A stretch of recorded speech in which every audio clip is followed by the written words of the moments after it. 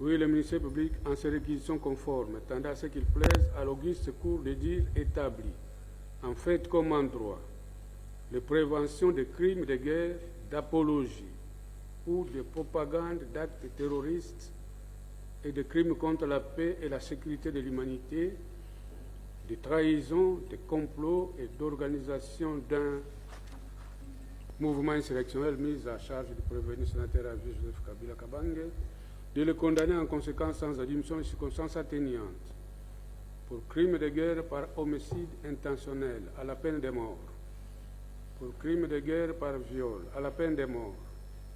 pour crime de guerre par torture à la peine de mort, pour crime de guerre par attaque contre les biens protégés à la peine de mort, pour apologie ou propagande des actes de crimes de guerre à la peine de mort, pour trahison à la peine de mort, pour complot à 15 ans de servitude pénale principale, pour organisation d'un mouvement insurrectionnel à la peine de mort,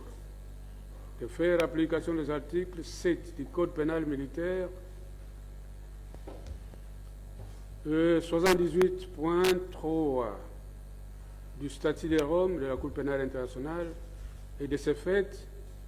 ne prononcera qu'une seule peine, la plus forte, à savoir la peine de mort.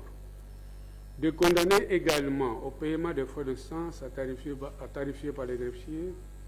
de votre haute cour juridiction, payable